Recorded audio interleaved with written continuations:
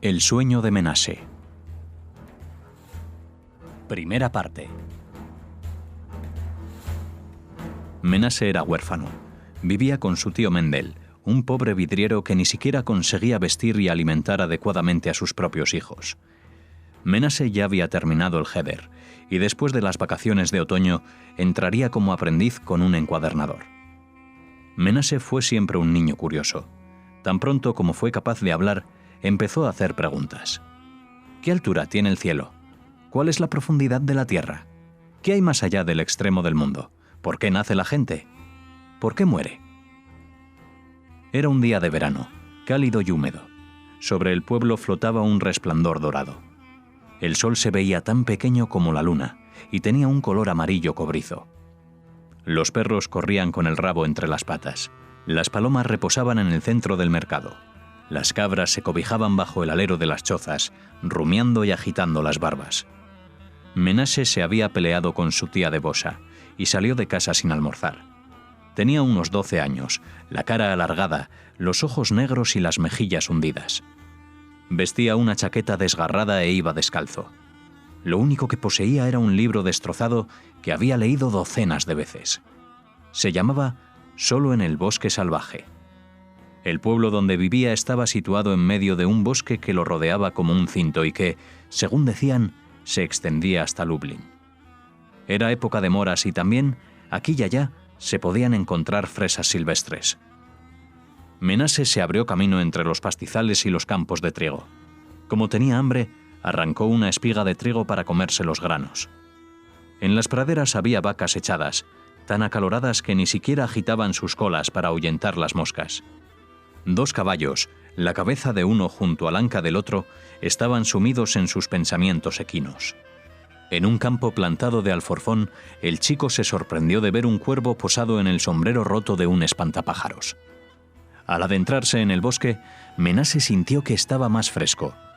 Los pinos se levantaban rectos como pilares y de sus cortezas parduzcas colgaban collares dorados, y la luz del sol brillaba a través de las agujas. Se oían cucos y pájaros carpinteros, y un pájaro oculto no dejaba de repetir el mismo misterioso trino.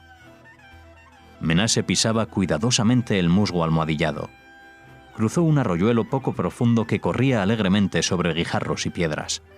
El bosque estaba tranquilo, pero lleno de voces y ecos. Fue adentrándose más y más en el bosque. Por lo general señalaba el camino con piedras, pero ese día no. Se sentía solo, le dolía la cabeza y sentía debilidad en las rodillas. «Me estoy poniendo malo», pensó. «Tal vez voy a morir. Entonces no tardaré en reunirme con mamá y papá». Al llegar junto a una extensión de arándanos se sentó, cogió un fruto tras otro y se los comió con rapidez. Pero no saciaron su hambre. Entre las matas crecían flores de perfumes embriagadores. Sin darse cuenta, Menashe se tumbó cuán largo era en el suelo. Se quedó dormido, pero en sueños continuó su caminata. Los árboles eran todavía más altos, los olores más penetrantes. Enormes pájaros volaban de rama en rama. Se estaba poniendo el sol. El bosque se hizo menos denso y no tardó en salir frente a una planicie desde donde se podía contemplar el cielo al atardecer. De pronto apareció un castillo en medio del crepúsculo. Menashe no había visto nunca una construcción tan bella. El tejado era de plata y de él se alzaba una torre de cristal. Sus numerosas y altas ventanas tenían la altura del propio edificio. Menashe se acercó a una de las ventanas y miró al interior. En el muro de enfrente vio colgado su propio retrato. Vestía ropas lujosas que nunca había tenido. El amplio salón estaba vacío. ¿Por qué está vacío el castillo?, se preguntó. ¿Y por qué está mi retrato en el muro? El niño del retrato parecía estar vivo y esperar impacientemente que alguien viniera. Entonces se abrieron unas puertas donde antes no las había y entraron unos hombres y mujeres al salón. Iban vestidos de raso blanco y las mujeres llevaban joyas y los libros de oraciones de las festividades con las cubiertas grabadas en oro. Menashe observaba asombrado. Reconoció a su padre, a su madre, a sus abuelos y abuelas y a otros familiares. Quería correr hacia ellos, abrazarlos y besarlos, pero se interponía el cristal de la ventana. Se echó a llorar. Su abuelo paterno, Tobías, el escriba, se separó del grupo y se acercó a la ventana. La barba del anciano era tan blanca como su larga túnica. Parecía viejo y joven a la vez. «¿Por qué lloras?», preguntó. Pese al cristal que los separaba, Menase lo oyó con claridad. «¿Eres mi abuelo Tobías?». «Sí, mi niño. Soy tu abuelo». «¿De quién es este castillo?». «De todos nosotros». «¿Mío también?». «Desde luego, de toda la familia». «Abuelo, déjame entrar», pidió Menase. «Quiero hablar con papá y mamá». Su abuelo lo miró tiernamente y dijo: «Un día vendrás a vivir aquí con nosotros, pero no ha llegado el momento todavía». «¿Cuánto tendré que esperar?». «Es un secreto».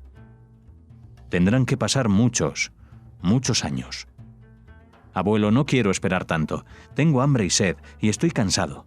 Por favor, déjame entrar. Echo de menos a mamá y a papá, y a ti y a la abuela».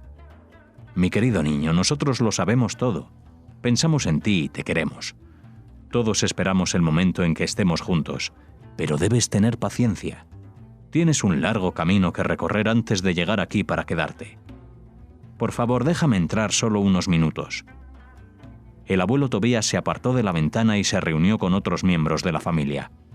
Al regresar dijo: «Puedes entrar, pero solo unos momentos. Te mostraremos el castillo y te enseñaremos algunos de nuestros tesoros, pero luego tendrás que irte».